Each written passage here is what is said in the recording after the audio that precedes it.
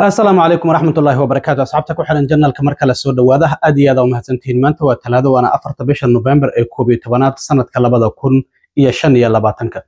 موقال كان وحنا ربا إن ندي كل وذاقو شرعية عصب أو دينا إميجريشن كواسي أو قبنايا dadka green card ka haysto marka ay wadanka ka safrayaan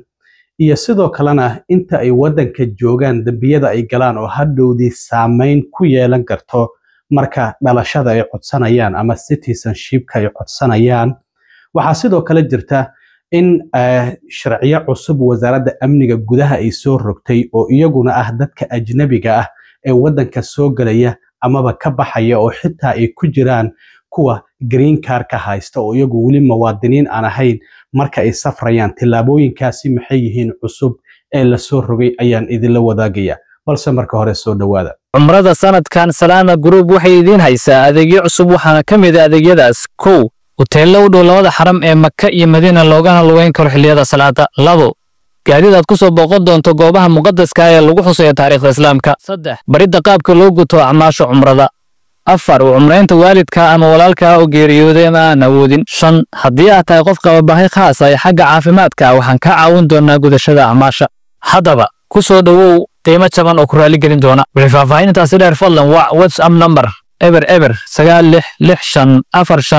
9645459284 mahadsanidin waalidiinta Soomaaliyeed ee jecel waxbarashada waxa la ogeysiinayaa looguna bishaareynayaa in maxadka waxbarashada ee Somali Islamic Online oo ku hayo barnaamij waxbarasho diimeed ah oo ka caawinaya in adiga iyo ilmahaaguba aad si fudud u barataan quraanka iyo culumta shareecada maadooyinka dugsiga laga baranayna waxa kamid ah quraanka hikaada ahadiista ducooyinka tarbiyada asaasiga ah ee ilmaha tafsiir iyo qaybaha kale ee culumta shareecada qaabka waxbarashada dugsigaanina waa hab online ah oo waxbarashada aad ku qaadanaysan waxaad kala xiriiri kartaa gmailka iyo lambarada shaashada kaaga muuqda ilaa iyo Trump markii uu xilka la wareegay waxa jirtay in immigration ka isbedel ballaaran lagu sameeyay taasi iyadoo awood la siinayay qaar kamid ah hay'adaha sida ciidamada xuduudaha jooga iyo sidoo kale kuwa airportada jooga iyo USCIS oo iyadu qaabilsan sharciyadan dhinaca green card-ka iyo waliba soo saarista dhalashada Mareykanka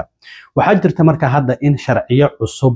oo lagu adkeynayo dadka green card-ka leh haddii dambiyadaasi ay galaan in saameyn ay ku yeelanayso marka ay doonayaan in muwaadiniin Mareykan ay noqdaan ama dhalashada Mareykanka ay qaataan ayaa soo baxday arrimahan waa arrimo muhiim ah waxaan doonayaa dadku inay si aad ah dadka green card-ka haysta ay si aad ah ay u dhageystaan markii hore waxaan idinku sheegay in qofku haddii uu doonayo inuu wadanka ka safro aysan ahayn inuusan 6 bilood ka badan ka maqnaanin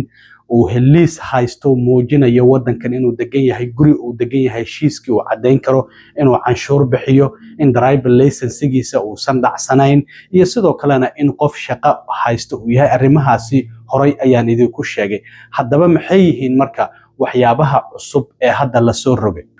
sidoo kale Mareykanka waxaan ognahay isqabqabasho badan ayaa ka jirta marka sheekadii la tikibanda oo Kenya ka jirta camal ayaa hadda ka jirta hadii ciidamada National Guard-ka iyo waliba ICE magaalooyinka lagu soo daadiyo adigoo wadada socdo ayaa lagu qaban karaa haye sharci malada sharcigaada keen hadda marka waxa qasab laga dhigay dadka green card-ka leh in green card-kooda ay jeebka ku wataanba lacalla hadii lagu qabto lagu yiraahdo haye maxaa cadeynaya wadankan inaad sharci ku joogto waa inaad green card-kaada tusi kartaa hadii aad muwaadin tahayna waa inaad sidoo kale baasaboorkaada amaba ID ayuu baasaboorku leeyahay aad waaladkaada ku qaadan kartaa oo aad tusi kartaa marka hadda arrimahaasi oo idil waa ay jiraan marka dadka green card kale waxaan kula talin lahaa in markastaba green card-kooda ay jeebka ku wataan arrintaasi waa arrin muhiim ah sidoo kale waxaa jirta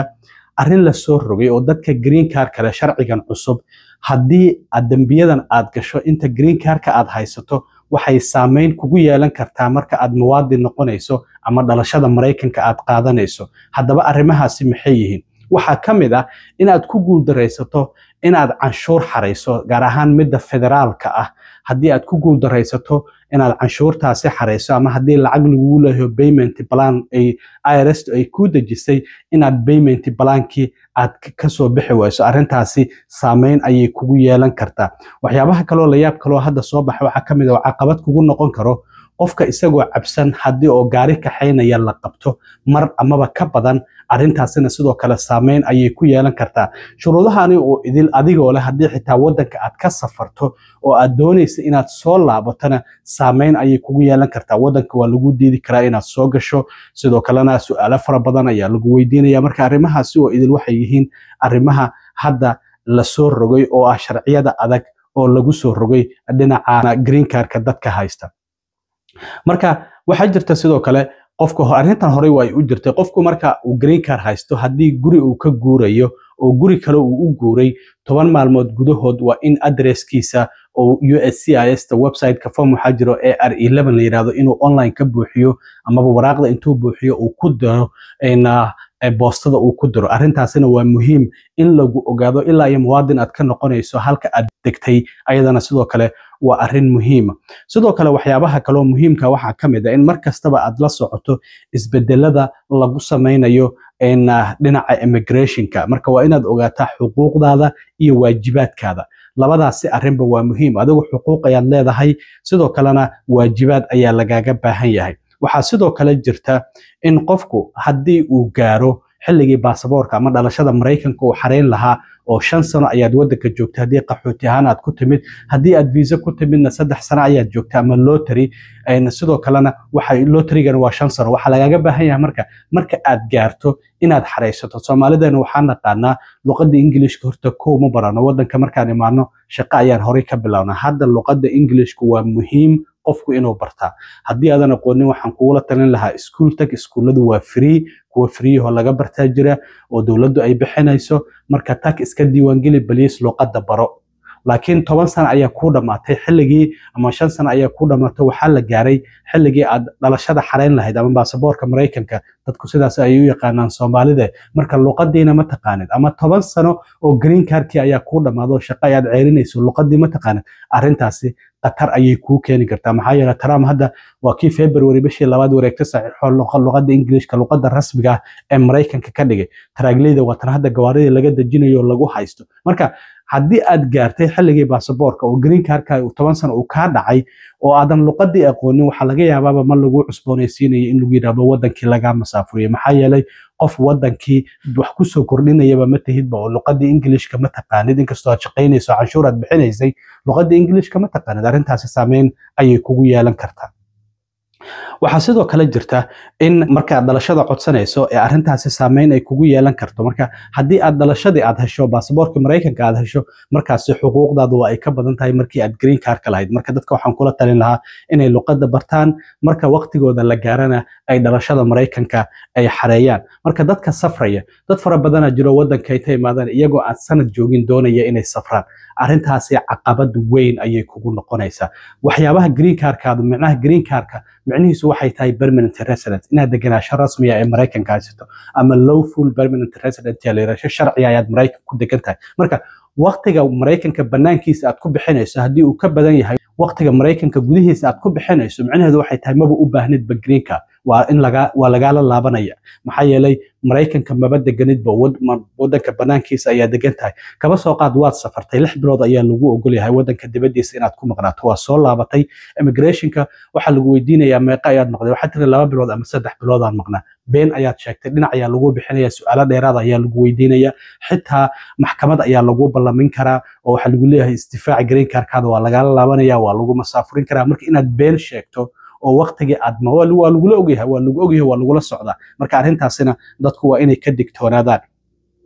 waxyaabaha kale oo marka dhalashada aad qaadanaysa saameyn kugu yeelan kara waxaa ka mid ah oo hadda la soo rogay. sidoo kalena marka aad waddan ku soo laabanayso social media-hada waa la eegayaa dhammaanba. haddii aad Trump aad caysay, haddii aad dowladda Mareykanka wax xun ka sheegtay, waxyaabo kale haddii aad kooxaan aad gagixisada ah waxyaabo kooda aad share garaysay, waxyaabahaasi oo idil waa la fiirinaya. waxaa ka mid ah marka haddii aad speeding ticket aad haysato marka aad dhalashada xareynayso adigoo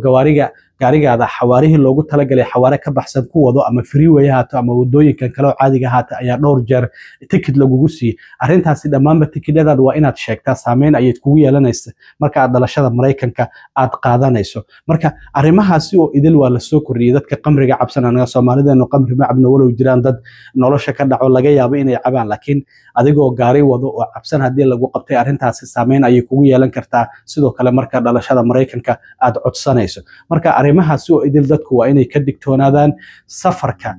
haddii aad wadankan muddo kooban joogtay ma kugula taliyeen oo sanad ka yar inaad safarto arrintaasi saameyn ayay kugu yeelan kartaa oo wadanka waa lagu diidi karaa inaad dib ugu soo laabato dhinaca kale waxaa jira wasaaradda amniga gudaha inay ku dhawaaqday sidoo kale dadka green card kale ama dhammaanba dadka ajnabiga dalxiis iyo sidaa rabtay aad ku imaaw sharciyo cusub oo la soo rogay ciidamada hadda xuduudaha joogo amaba meelaha laga soo galo wadanka Mareykanka ama cirka ha ahaato ama dhulka ha ahaato micnaha garoomadan ka wada iyo meelaha kale oo laga soo galo ama badda waxa hadda qasab looga dhigay in qofka markii hore marka uu baxayo qofka qasab ma ahayn in sawir laga qaado ama fara laga qaado